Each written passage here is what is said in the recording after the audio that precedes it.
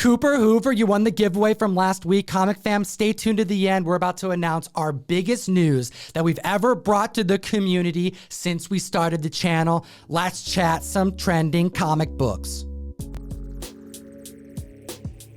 Another week, another list. We got an Overstreet Price Guide advisor. Hit the subscribe, slap the like button. We're doing some crazy giveaways, and Russ, start them off at number 10. Number 10 on the list, Brightest Day number 4. Now, this is the first appearance of Jackson Hyde, the second Aqualad. We're seeing $15 average sales and an $80 high sale, but that was back in August for a 9.8 of this book. DC Fandom is coming up this very weekend, and we saw a tweet promoting hashtags and emojis, and a lot of them were things that you'd expect. The Flash, Batwoman, the Batman, Aquaman, but what's this? Aqualad. After this tweet, there was a 517% increase in copies sold. Now, keep in mind that there are only 13 9.8s of this book on the census, but there is a 1 in 25 variant by Ivan Rice that is selling very hotly. We actually had 2 sales of that book in a 9.8, one for $150 and one for $225. They're being listed for $500. This character came out a while ago. It's like over 10 years, right? Oh yeah, 2011 is when we announced this character. An extremely powerful Atlantean, the son of Black Manta, a character you know from Young Justice, but he was a Teen Titan, trained by Damian Wayne. He saves him from King Shark. And next at the list at number 9, Spec is finally playing off. He is coming. Him is coming. Now, unless you've been hiding in a cocoon, you knew that Warlock was coming. Number 9 on the list, Fantastic Four. Number 66, this is the origin of him who would later become Adam Warlock. $500 average sales for this Silver Age Kirby goodness. We're looking at a $20,400 sale for a CGC 9.8 in January of this year. Prior year put this book at $31,000. It's down $10K, but with this news, I think that the sky is the limit. 193% increase in copies sold this week on the announcement that Will Poulter has been cast as Adam Warlock. Announced this weekend, confirmed by James Gunn. He said, as you guys know, I often strike down false rumors. So, welcome to the Guardians family, Will Poulter. He's an amazing actor and a wonderful guy. See you in a couple weeks. Guardians of the Galaxy 3 is in pre-production, and I am so hyped about this actor and surprised how many members of the community are not as excited as I am. I'm completely and totally excited as well because Will Poulter is a fantastic actor and he's been on my radar for over a decade. People are talking about his more recent things, but I've been a fan of his since he was in School of Comedy back in the early 2010s. They actually had sold out shows at the Edinburgh Fringe Festival when he and a bunch of his high school classmates were in a comedy troupe that ended up getting 2 full series on the BBC TV show. Go check him out on YouTube. This actor radiates confidence. Like he's a damn character written by Kyle Higgins. Some members will know that joke. We also know him from Bandersnatch, the Black Mirror special on Netflix that was groundbreaking, the Choose Your Own Adventure show. We also know him from Midsommar. He played Mark. What's this? A Stray Dogs connection to Tony Fleece? So we've seen him in comedy. We've seen him in horror. He was even across Leonardo DiCaprio in the Revenant movie. I mean, this guy has so much range. And as we know with James Gunn, he can exude comedy timing from people that you wouldn't expect. I am very excited to see him as Adam Warlock. I think he even looks like the actual character from the comic book. We have Boss Logic, one of the best creators of our generation, drawing him up like he does already. This particular narrative is indeed an origin. We don't see him in the pages of this book. However, we learn about what lurks beyond the Beehive, which is a group of scientists who break off from the scientific community to engineer a prototype of the superior human being. Everyone needs to throw in their glitter and their gold leaf because we're going to keep this Warlock train rolling. Number 8 on the list, Marvel Premiere number 1. We're seeing $515 high sales and $2,400 for a CGC 9.6. Now, this is the rebirth of him, which has now been renamed Warlock by the High Evolutionary. And that 9.6 sale happened back in September. All the places you'll go, Adam Warlock had the community downloaded the app, Key Collector Comics, unlocked the ability to be able to receive key alerts from the app by using code Tom101 to get a free 2-week subscription. The app is $2 a month, comic fam. Get on it. You would have been alerted that Adam Warlock, although we didn't know who it was going to be, was confirmed and slated by inside sources, which is why a lot of members were able to get in on this comic book well in advance before the 188% increase in copies sold since this news. Now, if you look on your Key Collector app, there are a ton of Warlock keys through a few different series, but in this one, he receives an unnamed emerald, which later becomes the Soul Infinity Gem. He emerges from this cocoon in the classic costume that we know him to wear.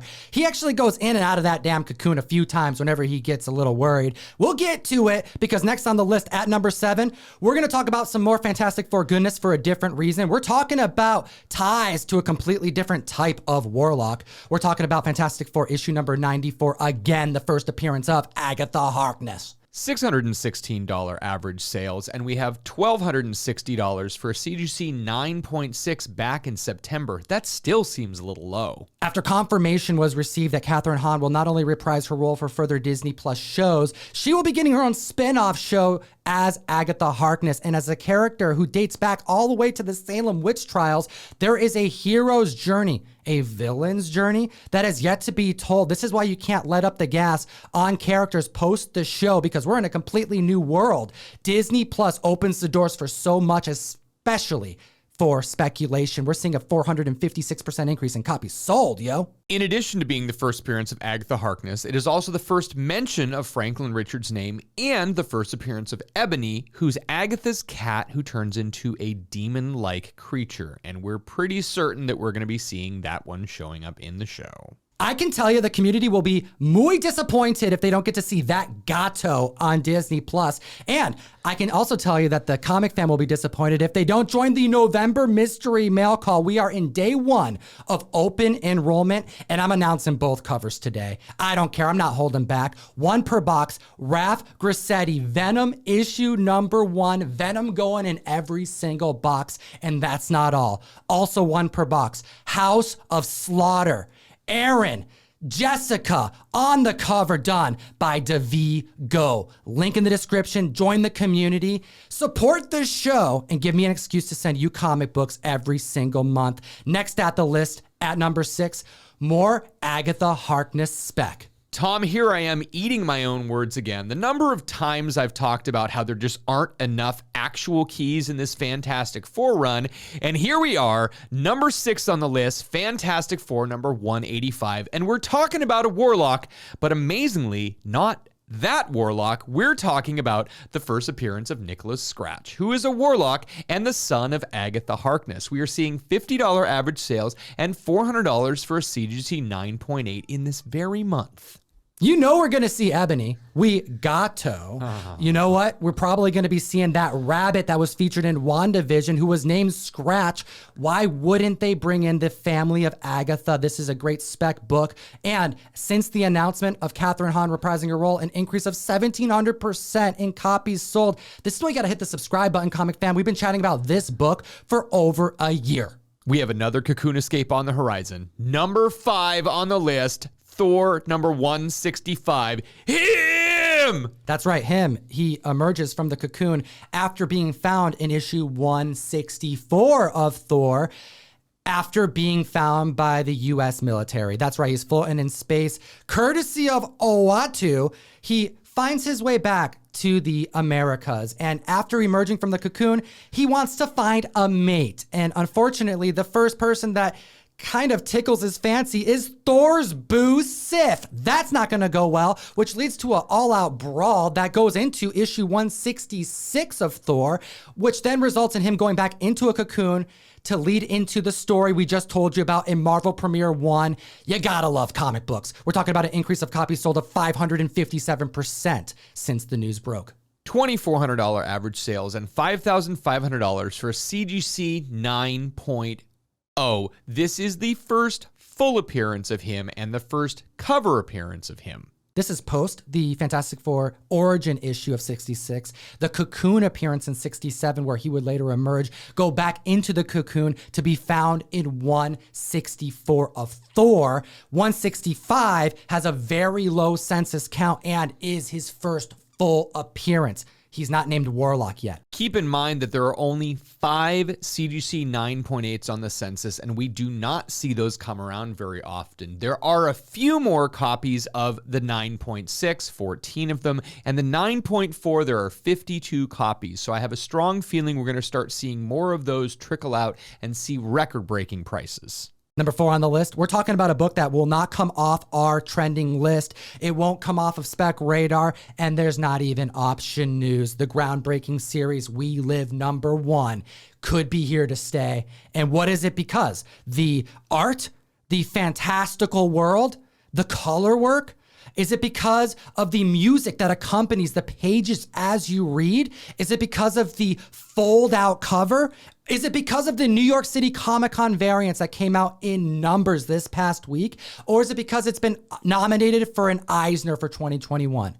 You tell me, Comic Fam, because this is going up 163% in copies sold this week. Now, this has been a very popular book for the last few months, and Tom and I have mentioned it quite a few times. $25 average sales and $120 for a CGC 9.8. That's respectable, but I think most people are missing the fact that this is supposed to be an immersive experience. There is a YouTube channel with these beautiful, almost flamenco-style nylon string songs sung in Spanish that you're supposed to listen to while you're reading the story to get the full experience. It's very immersive. There's only a couple hundred subscribers and a couple hundred views on this. I mean, really, if you are not listening along to this while you're reading the story, you're missing the whole experience.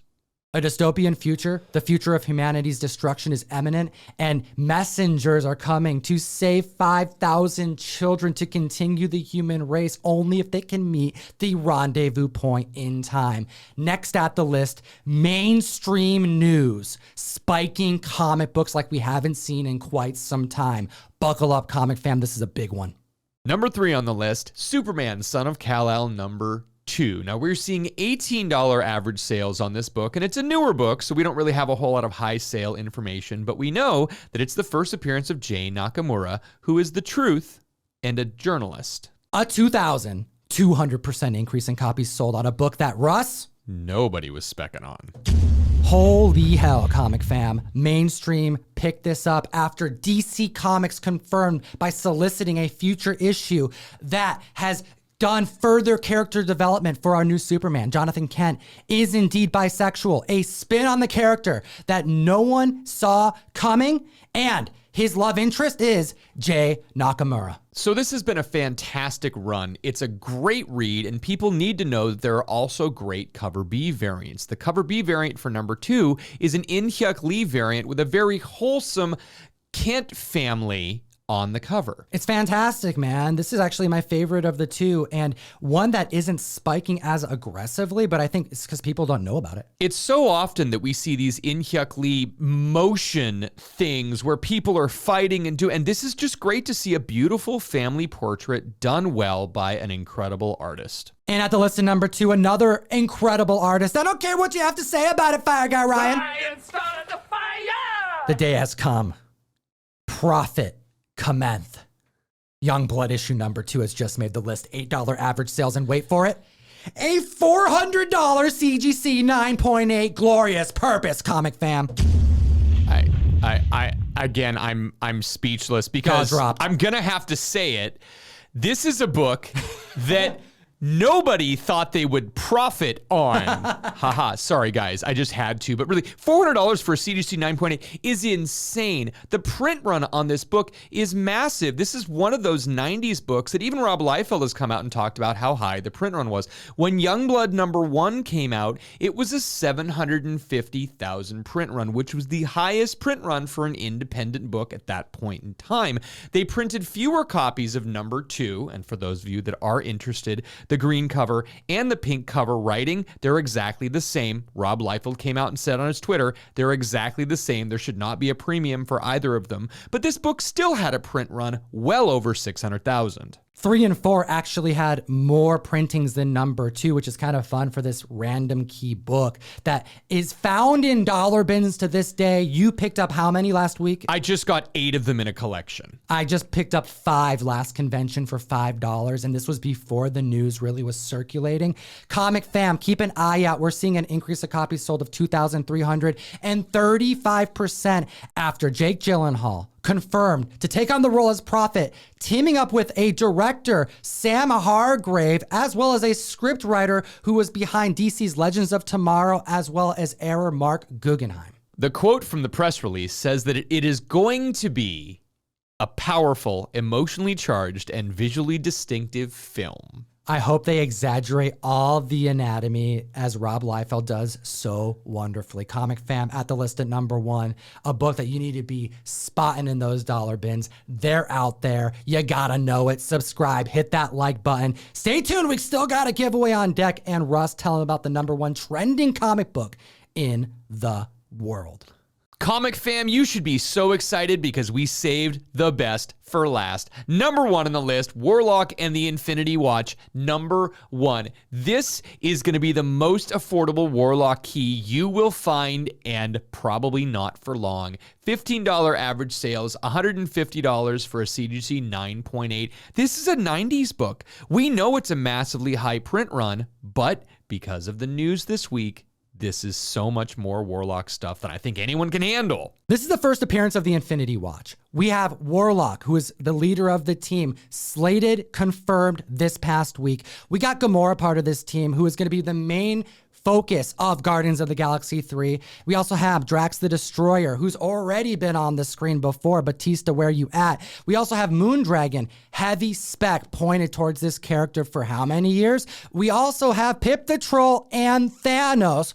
Will we see our Deviant again? Well, members have been buying Iron Man 55 in troves. That's been seeing spikes because people really hope it's going to happen. Regardless, that is so many characters that we've already seen and are currently being spec'd upon.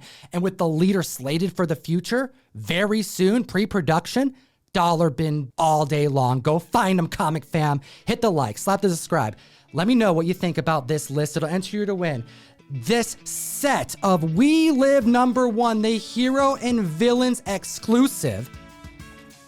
And as always, Geek responsibly. Enough said.